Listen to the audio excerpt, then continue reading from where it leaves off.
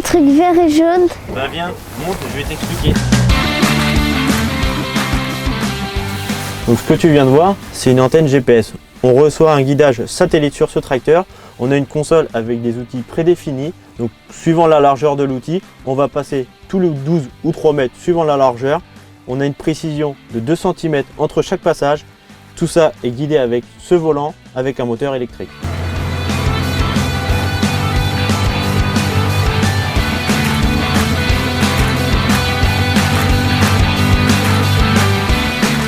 À quoi sert cette machine?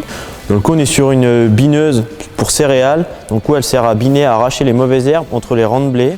C'est une bineuse qui est guidée par caméra, elle visualise plusieurs rangs de blé, qui est guidée automatiquement après par le translateur, qui va permettre de guider la bineuse de droite à gauche. Que signifient ces logos? Alors ces logos correspondent soit à des groupes de travail, soit à des labels. Donc le premier c'est le groupe Agri-Numérique, donc un groupe d'une quarantaine d'agriculteurs qui testent des solutions innovantes sur leurs fermes respectives.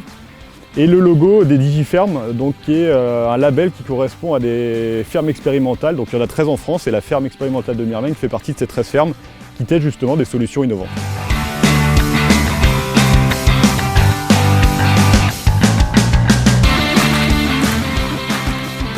C'est quoi ce plan d'eau? Alors il y a de l'eau parce que nous récupérons toutes les eaux de pluie.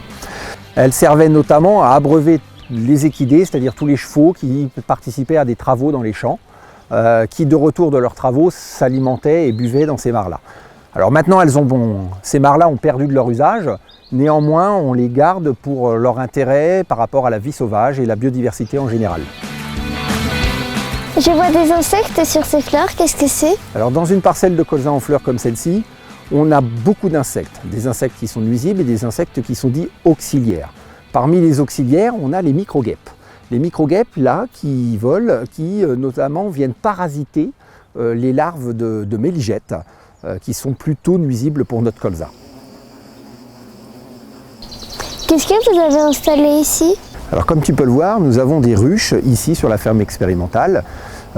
C'est notamment pour que les abeilles puissent polliniser notre colza et nos tournesols.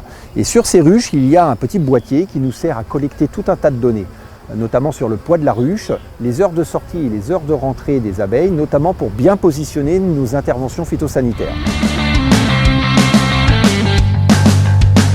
Ça aussi c'est une mare?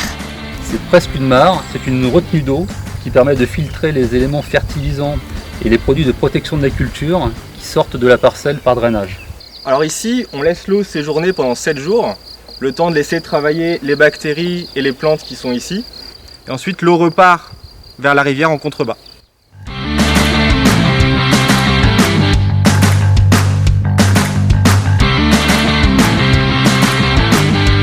À quoi servent toutes ces machines?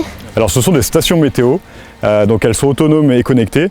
Elles permettent de suivre les données météo dans une parcelle et ces données-là sont envoyées directement sur des serveurs, puis après automatiquement dans des outils de la décision qui permettent à l'agriculteur de suivre et de piloter automatiquement leur parcelle. Qu'est-ce que vous êtes en train de faire?